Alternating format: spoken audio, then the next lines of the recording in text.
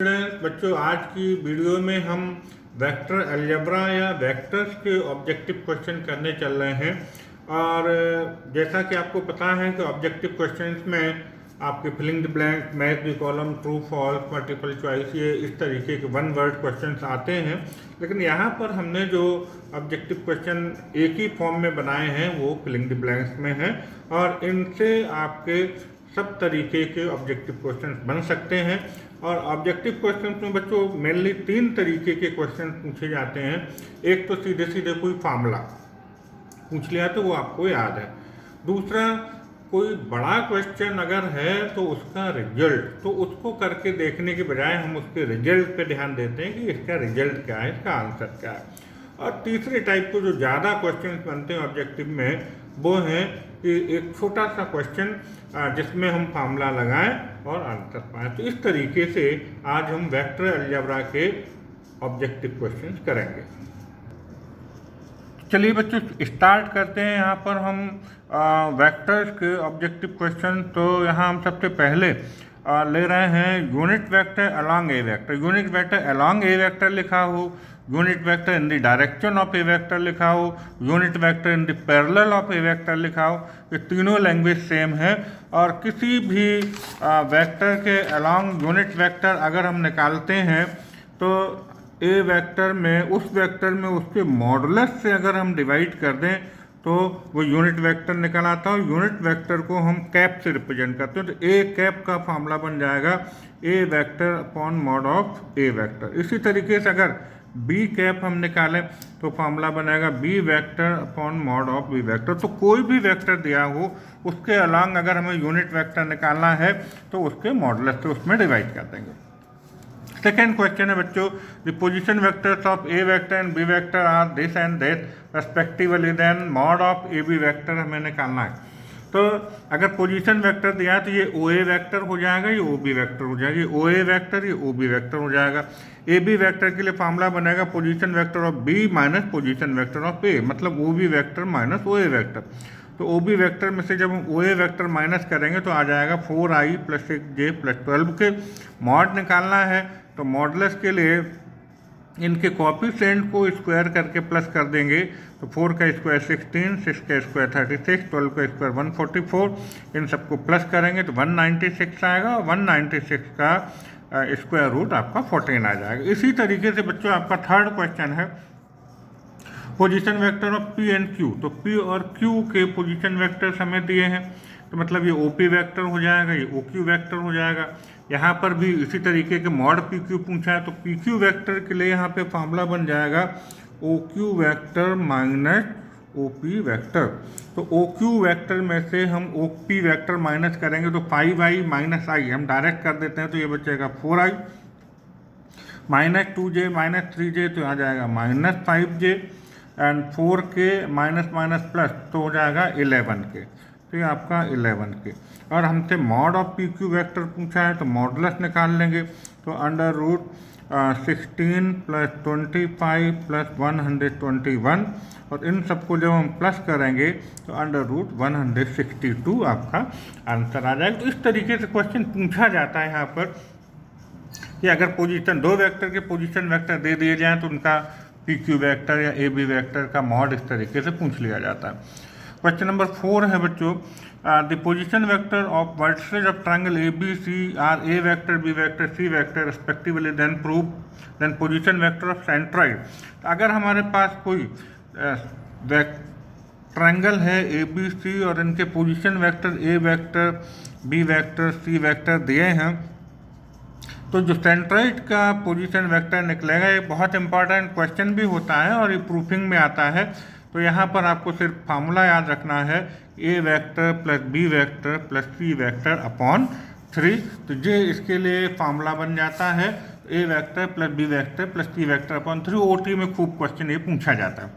इसी तरीके से G the centroid of triangle A B C, then G A vector plus G B vector plus G C vector 0 होता है।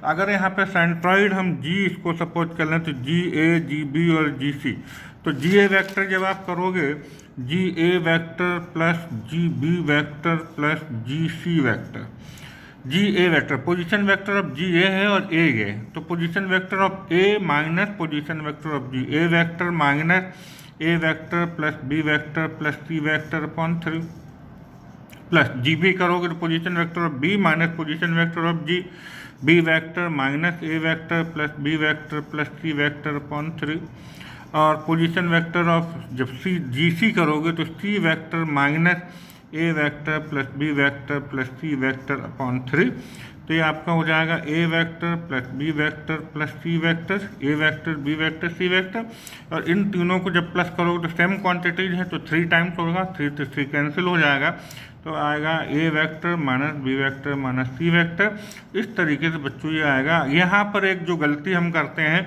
Zero कभी नहीं आएगा। अगर वेक्टर एक वेक्टर को दूसरे वेक्टर में माइनस कर रहे हैं तो रिजल्ट भी वेक्टर में ही मिलेगा, तो यहाँ जीरो लिखने की गलती मत करिए, ये आएगा जीरो वेक्टर। इस बात पे आपको ध्यान देना। नेक्स्ट क्वेश्चन है बच्चों यहाँ पे, the unit vector parallel to the vector I cap and J cap. मैंने अभी आपको बताया था स्टार्टिंग में कि किसी भी वेक्टर के पैरेलल बात कहा जाए, पैरेलल यूनिट वेक्टर निकालना है, इन the direction of unit vector निकालना है, तो एक ही बात है। तो हम क्या करते हैं, उसको मॉडुलस से डिवाइड कर देते हैं। तो I vector plus J vector के पैरेलल यूनिट वेक्टर निकालना है तो इसका मॉडुलस हो जाएगा 1 square plus 1 square that is 2, तो यूनिट वेक्टर निकल आएगा। तो I cap plus J cap upon √2 इसका यूनिट वेक्टर हो जाएगा। The sum of the vertices of determined by the sides of the triangle taken in order is 0। तो ये भी बहुत इंपॉर्टेंट क्वेश्चन है, इसकी प्रूफिंग भी आती है। अगर हम कहें यहाँ से शुरू करें ए बी सी, अगर इनको ऑर्डर में हम लेते चले जाएं तो इसका रिजल्ट हमें 0 मिलता है। मैं शॉर्ट में इसको समझा भी देता हूँ। अगर मैं इसको ट्रायंगल ऑफ एडिशन लगाएं तो A B vector plus B C vector equal to हो जाएगा ए सी वैक्टर।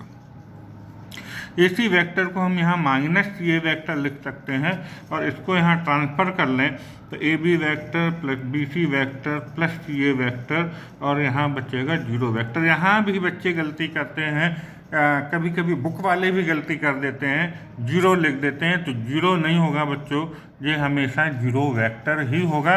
अगर आपको दोनों ऑप्शन दिए हों 0 एंड 0 वेक्टर तो आपको 0 वेक्टर पे राइट करना है, इस बात का आप ध्यान रखिएगा। The sum of the 3 vectors determined by the medians of a triangle directed from the vertex is 0 vector। अगर हम एक ट्रायंगल लें और उसकी मीडियंस का सम ए बी सी, मीडियंस क्या होता है, अपोजिट साइड को मिड पॉइंट के वर्टेक्स को मिला दे तो मीडियन ये ए डी बी ई और सी एफ, ये आपकी मीडियन होंगी। तो ये एक इम्पॉर्टेंट क्वेश्चन भी बनता है और ये A D vector plus B E vector, A D vector plus B vector plus C F vector, और इसका रिजल्ट भी हमें 0 वैक्टर ही मिलेगा।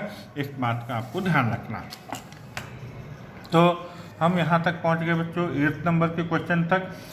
9th क्वेश्चन है, the starting and the end points of A vector is coincide it is known as 0 vector. अगर आपका starting point भी यही है और एंड पॉइंट भी यही है, इसका मतलब ये आपका 0 वेक्टर होगी। 0 वेक्टर की डेफिनेशन होती है, if the starting point and the end point coincide each other then vector is known as 0 vector.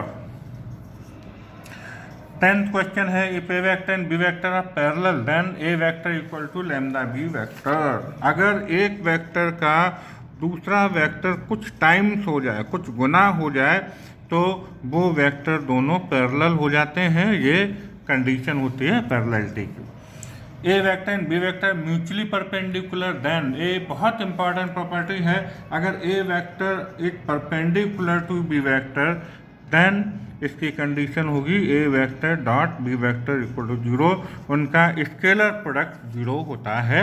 इस बात का ध्यान रखना है। अगर दो वेक्टर कैसे हैं, आपके परपेंडिकुलर हैं, तो उनका वेक्टर प्रोडक्ट 0 हो जाएगा। तो बच्चों नेक्स्ट क्वेश्चन आ रहा है, the projection of B vector in the direction of A vector will be. तो यहाँ हम थोड़ा सा आपको डिटेल में डिस्क्राइब करेंगे कि जब प्रोजेक्शन निकालना है, जिसकी डायरेक्शन में प्रोजेक्शन निकालना होता है उसके मॉडुलस से डिवाइड करेंगे। तो ए vector dot B vector upon mod of A vector. इतने पूछा है कि projection of B vector in the direction of A vector. अब अगर हम कह दें कि projection of A vector in the direction of B vector, तो उस केस में आपका आंसर हो जाएगा ए vector dot B vector upon mod of B vector. ये बच्चों अगर प्रोजेक्शन लिखा है या स्केलर प्रोजेक्शन लिखा है एक ही बात, लेकिन अगर यहाँ पर वर्ड हम यूज कर दें वेक्टर प्रोजेक्शन, तो उस केस में अगर ए वेक्टर की डायरेक्शन में है तो यहाँ ए कैप जुड़ जाएगा, और बी वेक्टर की डायरेक्शन में है तो यहाँ बी कैप जुड़ जाएगा। ये आपका हो जाएगा वेक्टर प्रोजेक्शन। ये आपका ध्यान रखें। स्केलर प्रोजेक्शन में वो स्केलर नहीं लगाएगा, लेकिन अगर वो वेक्टर प्रोजेक्शन पूछता है तो यहाँ पर वेक्टर वर्ड यूज करेगा।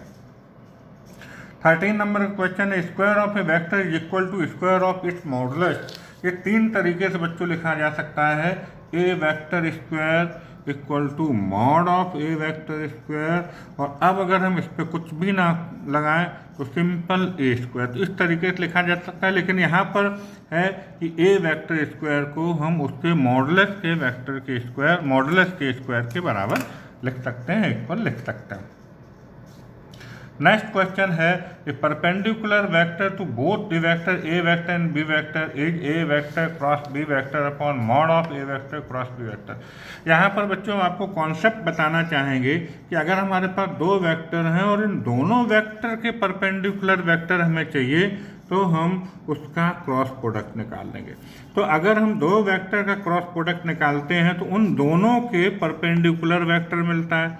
और बात आ रही है यूनिट वेक्टर की, perpendicular vector to both of the A vector and B vector is A vector. ये बच्चों यहाँ पर वेक्टर अगर हम यहाँ पर परपेंडिकुलर यूनिट वेक्टर कर दें तो ये आपका क्वेश्चन फिट बैठेगा यहाँ कि perpendicular unit vector to both of the vector A vector. अगर सिर्फ परपेंडिकुलर वेक्टर की बात आएगी तो ए वेक्टर क्रॉस बी वेक्टर आएगा, लेकिन परपेंडिकुलर यूनिट वेक्टर की बात आएगी तो उसमें उसके मॉडुलस से भी डिवाइड करना पड़ेगा। तो अब आपको ए वेक्टर और बी वेक्टर दोनों के परपेंडिकुलर यूनिट वेक्टर ये मिल गया, और फार्मूला बनेगा a vector cross B vector upon mod of A vector cross B vector. यहाँ पर बच्चों जब आप वेक्टर स्टार्ट करेंगे तो यहाँ पर आपको बताया जाता है कि there are 2 types of the physical quantities, scalar quantities and the vector quantity. There are so many scalar quantities and so many are the vector quantities. तो आपको ध्यान रखना है, मैंने यहाँ पे सिर्फ 2 एग्जाम्पल लिए हैं। The work is a scalar quantity, यहाँ पे कुछ भी लिख सकता है, डिस्टेंस लिख सकता है, वर्क लिख सकता है, लेंथ लिख सकता है, एरिया, वॉल्यूम, ये सारी आपकी स्केलर क्वांटिटी है। Displacement is A vector quantity. Displacement है, फोर्स है, एक्सीलरेशन है, रिटार्डेशन है, ये सारे आपके वेक्टर क्वांटिटीज हैं। तो स्केलर क्वांटिटी है only magnitude, but vector quantities are those quantities which has magnitude as well as direction. तो यहाँ बहुत सारे जो मैंने अभी आपको एग्जाम्पल्स दे दिए कि आपको ध्यान रखना है कि उनमें से कौन सी वेक्टर क्वांटिटीज होंगी और कौन सी स्केलर क्वांटिटीज होंगी। अब बच्चों 17 नंबर के क्वेश्चन पे आगे vector product of 2 parallel vector is 0। 2 parallel vector A vector and B vector are parallel, then their cross product will be 0 या वेक्टर प्रोडक्ट विल बी 0। और अगर a vector perpendicular to b vector है तो उनका dot product 0 होता है, और अगर जो पैरेलल हैं तो उनका क्रॉस प्रोडक्ट 0 की बजाय अगर हम कहें 0 वेक्टर तो और अच्छा रहेगा। A vector dot A cross b, तो ए वेक्टर डॉट ए क्रॉस बी अगर हम इसको देखेंगे तो ये रिजल्ट बनेगा a vector B vector. Volume बन जाता है। एक्चुअली वॉल्यूम का फॉर्मूला होता है, अगर हम कहें कि किसी क्यूबॉइड की sides A vector B vector और सी वेक्टर हैं तो उसका वॉल्यूम का फॉर्मूला बनता है ए बी सी। अब अगर यहाँ पर 2 साइड एक जैसी हो गई सेम, तो वॉल्यूम आपका क्या होगा, ये तीनों वेक्टर आपके कोप्लेनर हो जाएंगे, और कोप्लेनर हो जाएंगे उस केस में इसका रिजल्ट 0 मिलेगा। तो यहाँ पर कोई भी वेक्टर अगर रिपीट हो जाता है तो उसका रिजल्ट आपका 0 आ जाता है। डीसीज ऑफ i माइनस 3 के एच, तो किसी वेक्टर के अलॉन्ग या पैरेलल डीसीज निकालना है तो इसको हम लिख लेंगे i प्लस जे नहीं है इसमें, तो 0j माइनस 3k। तो इसके डी आर्स हो गए कितने 1 0 -3 और डी आर से डी सी निकालने के लिए फॉर्मूला क्या होता है a/√a² + b² + c² b/√c/√। तो ये 1/√1 का स्क्वायर एंड -3 का स्क्वायर, तो 1 का स्क्वायर 1 और -3 का स्क्वायर आपका हो जाएगा 9। तो 1/√10 आपका हो जाएगा 1/√10, ये तो जीरो में डिवाइड करने का कोई मतलब ही नहीं रहेगा, और -3/√10। तो इस तरीके से ये आ जाएगा। यहाँ पर थोड़ा सा हमें करेक्शन करना पड़ेगा, ये 2 ना होके आपका 1/√10 0 एंड 3/√10 ये आपका आंसर निकलेगा। तो यहाँ पर अगर हम वेक्टर बदल देते हैं तो आप उसी तरीके से डीसी जिसके निकाल लीजिएगा। अभी अभी हम आपसे बात कर रहे थे, वही क्वेश्चन यहाँ पर आ गया कि ए vector B vector and c vector are coplanar. अगर कोप्लेनर है, एक ही प्लेन में है तीनों साइड, तो फिर उसका वॉल्यूम 0 हो जाता है, that is A vector B vector C vector equal to 0। अब अगर हम यहाँ ट्रिपल क्रॉस प्रोडक्ट आप फार्मूला बताएं, एक्चुअली फार्मूला है A cross B cross C का, तो इसको लिखने की टेक्निक्स आप समझ लो कि ए वेक्टर अभी बी स्किप कर देंगे, तो ए vector dot c vector into b vector और माइनस, और अब इसको सीरियल में चलने देंगे, तो ए vector dot B vector into c vector. तो ये इसको लिखने का तरीका है, टेक्निक है, तो ये आप यहाँ पे याद कर लीजिएगा, A dot C into B minus A dot B into C. Area of triangle, triangle का एरिया हम 6 तरीके से बच्चों 6 तरीके से लिख सकते हैं, लेकिन आपको कोई एक ही तरीके से लिखना है। जैसे यहाँ पर अगर हम बात करें तो एरिया ऑफ ट्राइंगल हो जाएगा half mod of A B vector cross A C vector, A B vector cross A C vector, या हम इसी को लिखते हैं half A C vector cross A B vector, serial change भी कर दें तो मॉड लगाए कोई फर्क नहीं पड़ेगा। ऐसे बी सी क्रॉस बी ए कर सकते हैं, या बी ए क्रॉस बी सी भी लिख सकते हैं, या सी बी क्रॉस सी ए लिख दें, या सी ए क्रॉस सी बी लिख दें। तो ये 6 तरीके से लिखा जा सकता है, उसमें से आप कोई भी एक तरीका लिख दें, half A B cross A C mod. अगर क्वाड्रिलेटरल है तो क्वाड्रिलेटरल में हम मान लीजिए कि ये क्वाड्रिलेटरल है आपका ए बी सी डी, तो ए बी वेक्टर उनकी जो करस्पॉन्डिंग साइड्स होंगी उनको हम एडजेसेंट साइड जो होंगी उनका क्रॉस प्रोडक्ट आपका हो जाएगा, तो mod of A B vector cross A D vector. इनको हम आगे पीछे भी कर सकते हैं क्योंकि मॉड लगाए इसलिए फ़र्क नहीं पड़ेगा। अंतर क्या है कि ट्रायंगल वाले में हाफ लगेगा, इसमें हाफ नहीं लगेगा। लेकिन अगर हम कहें कि इसके आपको डायगोनल्स पता है, ये अगर हम कह दें D1 डायगोनल है और D1 वेक्टर, ये दूसरा डायगोनल आपका D2 वेक्टर है, उस केस में एरिया क्वाड्रिलेटरल में तब आपका हाफ लग जाएगा, half D1 vector cross D2 vector. तो ये अगला यहाँ पर क्वेश्चन है, यही area quadrilateral ABCD when its diagonals are D1 vector and D2 vector. तो फार्मूला बन जाएगा half D1 vector cross D2 vector mod. अभी हम थोड़ी देर पहले आपको बता रहे थे कि if a vector cross B vector equal to 0 vector, दो वेक्टर का क्रॉस प्रोडक्ट 0 वेक्टर है तो वो वेक्टर पैरेलल होंगे, दो वेक्टर का डॉट प्रोडक्ट 0 है तो वो वेक्टर परपेंडिकुलर होंगे। If mod of A plus B equal to mod of A minus B then the angle between A vector and B vector is 90 degree. कैसे होगा जरा इसको आप समझ लीजिएगा कि mod of A plus B equal to बोला है उसने mod of A minus B, यहाँ हम स्क्वायर कर दें दोनों का, तो ए vector square plus B vector square plus 2a dot B equal to A vector square plus B vector square minus 2a dot B.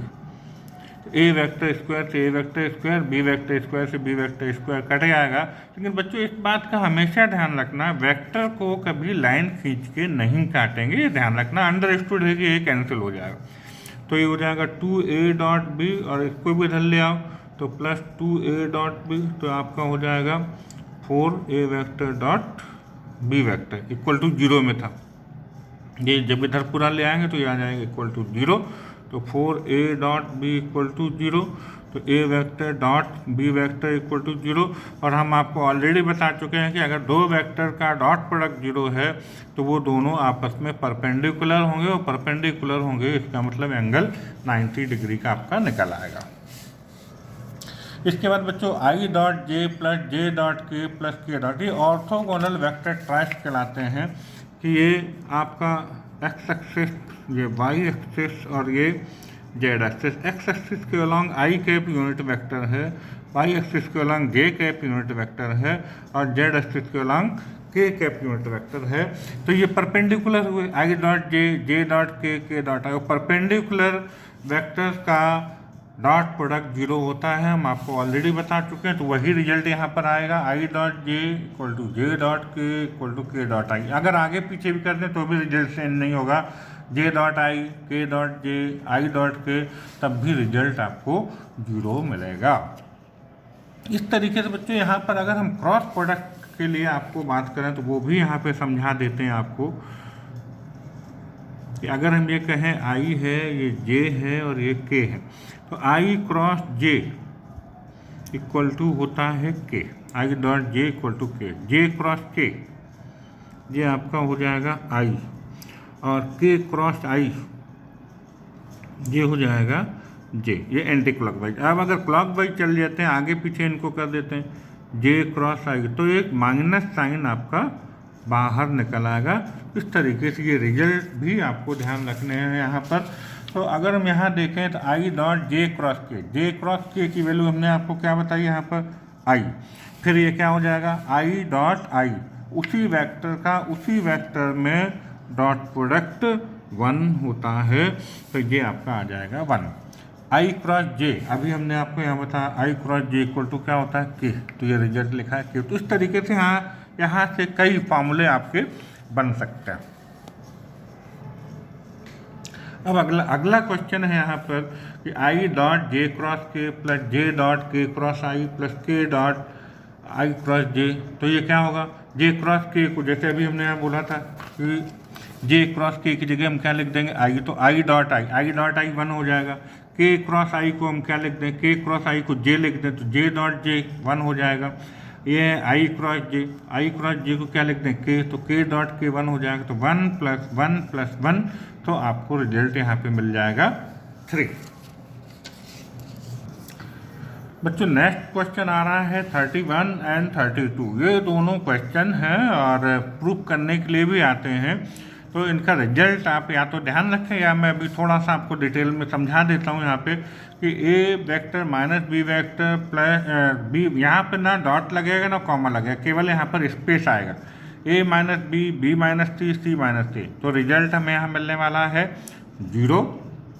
और अगर बीच में प्लस है तो रिजल्ट मिलेगा 2ABC। कैसे मिलेगा जरा मैं आपको अगर शॉर्ट में यहाँ पे बता दूँ कि ए प्लस बी, बी प्लस सी, सी प्लस ए, तो अगर इस तरीके से ये लिखा होता है तो इसका मतलब अगर हम इसको यूँ लिख दें ABC, तो इसका मतलब होता है A dot B cross C, ये हो जाएगा ए vector plus B vector dot और बी प्लस सी क्रॉस सी प्लस ए।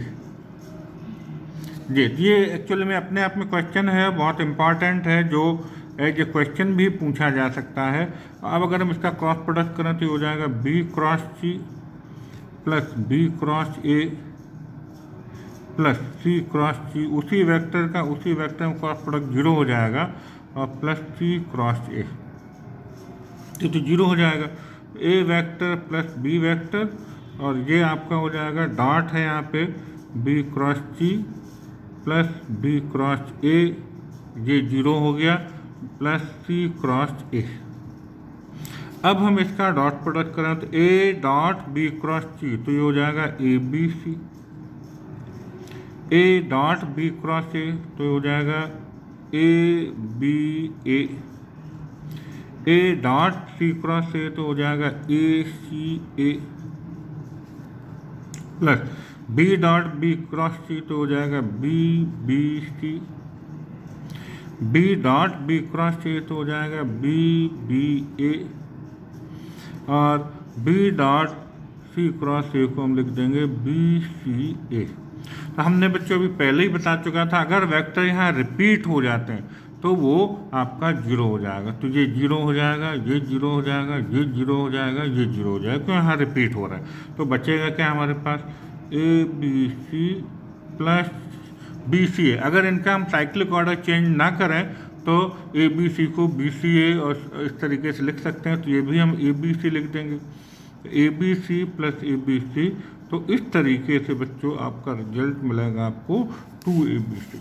तो ये रिजल्ट 2ABC मिल जाएगा। लेकिन अगर यहाँ बीच में माइनस साइन है तो रिजल्ट जीरो आएगा, इस बात का आपको ध्यान रखना। 33 क्वेश्चन है, आई क्रॉस आई, जे क्रॉस जे, ए क्रॉस जे और के क्रॉस ए क्रॉस। ये भी बच्चे छोटा सा लेकिन इम्पॉर्टेंट क्वेश्चन है।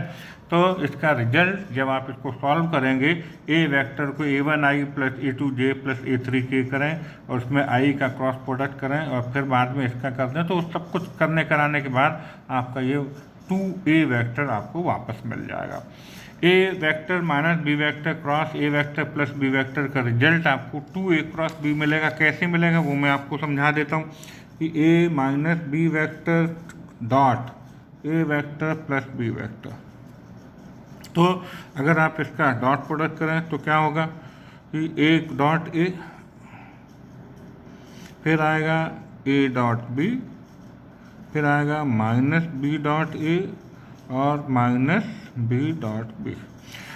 डॉट प्रोडक्ट कम्यूटेटिव होता है, ए डॉट बी और बी डॉट ए सेम होते हैं इसलिए कैंसिल हो जाएंगे, और ए डॉट ए स्क्वायर और B dot B vector square. तो आपको रिजल्ट मिलेगा A vector square minus B vector square. इस तरीके से ये रिजल्ट मिल जाएगा।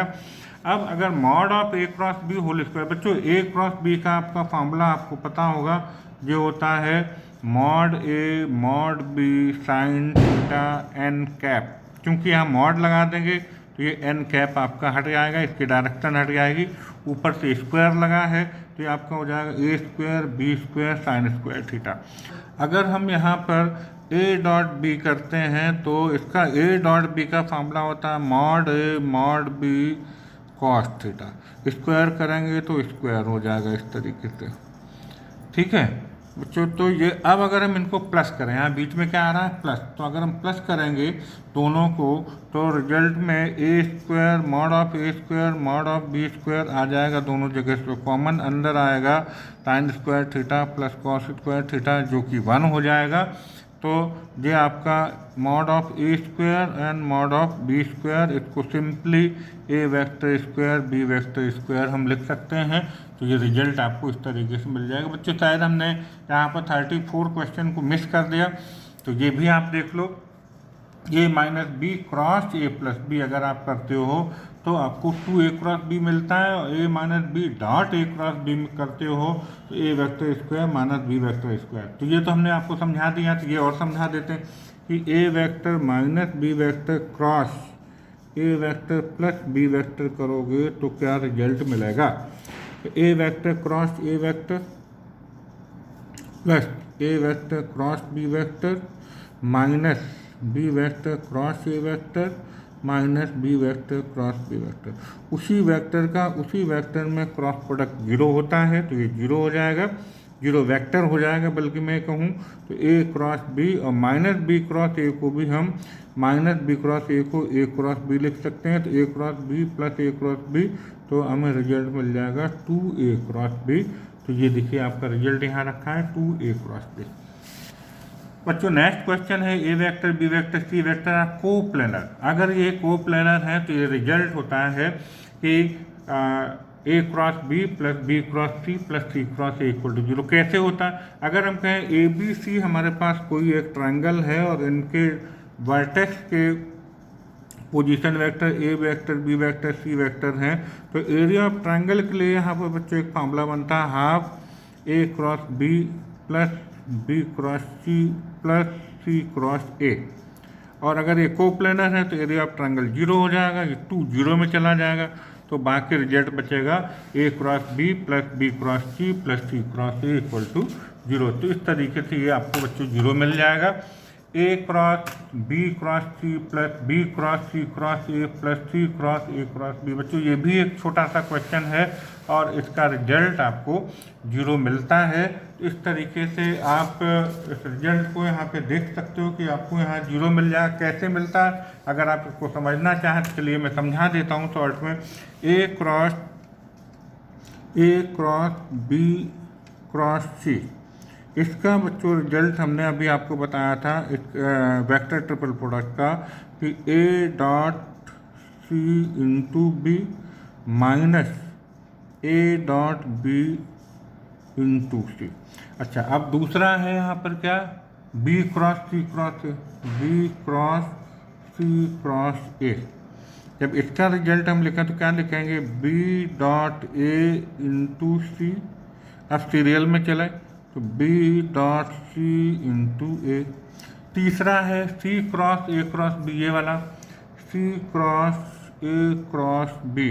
इसका जब हम रिजल्ट लिखेंगे तो क्या लिखेंगे, सी डॉट, अभी ये मिस करेंगे बीच में तो बी इंटू ए, और अब सीरियल में चलेंगे तो सी डॉट ए इंटू बी। अब आप देखो ये कैंसिल हो रहे होंगे, a dot C into b और सी डॉट ए। हमने बोला डॉट प्रोडक्ट कम्यूटेटिव होता तो सी डॉट ए और ए डॉट सी एक जैसे होके कैंसिल हो जाएंगे। बी डॉट ए इंटू सी और ए dot B into c minus plus cancel हो जाएगा और ये कैंसिल हो जाएगा। तो इस तरीके से जो आपको यहाँ रिजल्ट 0 मिलने वाला है, बल्कि हम कहते हैं 0 वेक्टर। बच्चों मॉड ऑफ ए वेक्टर 2 है, मॉड ऑफ बी 5 है, mod of A cross b 8 है। तो ए डॉट बी की वैल्यू हमें निकालनी है, तो कैसे निकलेगा जरा आप वो भी देख लीजिएगा कि हमें फार्मूला मालूम होता है साइन थीटा का। साइन थीटा इक्वल टू होता है ए vector mod of A vector cross B vector upon mod of A vector mod of B vector. ये साइन थीटा का फार्मूला, ये सारी वैल्यूज हमें दी हैं। तो 8/2 इंटू 5 तो हो जाएगा 8/10। ये हमें मिल गया साइन थीटा, तो ये हो जाएगा 4/5 साइन थीटा की वैल्यू। तो यहाँ से अगर हम कॉस थीटा निकालें तो क्या मिलेगा, √1 माइनस साइन स्क्वायर थीटा, ये फार्मूला होता है। तो 1 माइनस 16/25, इसको सॉल्व करेंगे तो 9/25 दैट इज 3/5 मिल जाएगा कॉस थीटा। अब हमसे पूछा है यहाँ ए डॉट बी, तो ए डॉट बी का फार्मूला होता है बच्चों, ए डॉट बी का फार्मूला होता है mod A mod B cos theta. तो मॉड ए हमें यहाँ ऑलरेडी 2 दे रखा है, मॉड बी 5 दे रखा है, कॉस थीटा हमने 3/5 निकाल लिया, 5 से 5 कैंसिल, 2 इंटू 3 इक्वल टू 6। तो इस तरीके से ये आपका 6 आंसर आ जाएगा। अब बच्चों यहाँ लास्ट क्वेश्चन में आपको बता दें, बहुत इंपॉर्टेंट क्वेश्चन होता है, वैसे ही 4 मार्क्स के लिए बहुत इंपॉर्टेंट क्वेश्चन है, और ओटी के लिए तो मैंने आपको यहाँ दे दिया the unit vector perpendicular to each of the vector this and this is this. ये कैसे निकलेगा बताता हूँ। कि आपका एक 4 मार्क्स का क्वेश्चन भी तैयार हो जाएगा और एक ओटी क्वेश्चन भी आपका तैयार हो जाएगा। अगर हम इसको ए वेक्टर कह रहे हैं थोड़ी देर के लिए 2i माइनस जे प्लस के, और इसको कहते हैं B vector 3i plus 4j minus के। तो परपेंडिकुलर यूनिट वेक्टर के लिए हमने फार्मूला आपको क्या बताया था, फार्मूला बताया है कि ए vector cross B vector upon mod of A vector cross B vector, ये फार्मूला होता है। तो सबसे पहले तो हम A vector cross B vector अगर निकालें तो यहाँ हम आपको क्रॉस प्रोडक्ट निकालना भी सिखा देते हैं, किस तरीके से निकालते हैं। आई जे के यहाँ इनके कॉफिशिएंट लिख दो, 2 - 1 1 एंड 3 4 -1।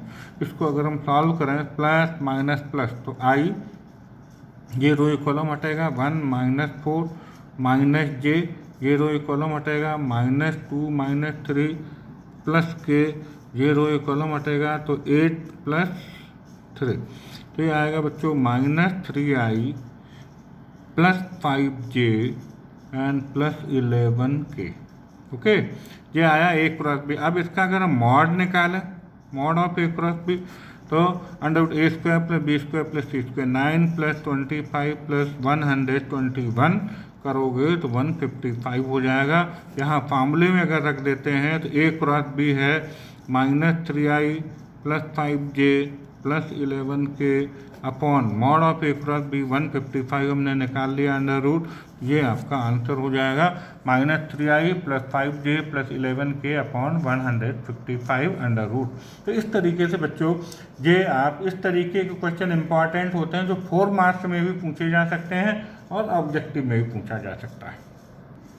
तो बच्चों इस तरीके से आज हमने यहाँ पर वेक्टर के ऑब्जेक्टिव क्वेश्चन देख लिए हैं और आपने देखा जैसे मैंने शुरू में ही बता दिया था कि 3 तरीके के यहाँ पर ऑब्जेक्टिव क्वेश्चन बने हैं। एक डायरेक्ट फार्मूला, एक आपका जो मीडियम क्लास का या बिल्कुल सिंपल सा ऑब्जेक्टिव क्वेश्चन, जो क्वेश्चन जिसको हम फार्मूला लगाएं और आंसर पाएं वाली सिचुएशन में आपको आंसर मिल जाएगा फटाफट। और तीसरे तरीके का जो ऑब्जेक्टिव क्वेश्चन जो मैंने अभी लास्ट में बताया कि 4 मार्क्स का या बड़ा सा क्वेश्चन हो सकता है, उसका रिजल्ट आपको ध्यान देना पड़ेगा।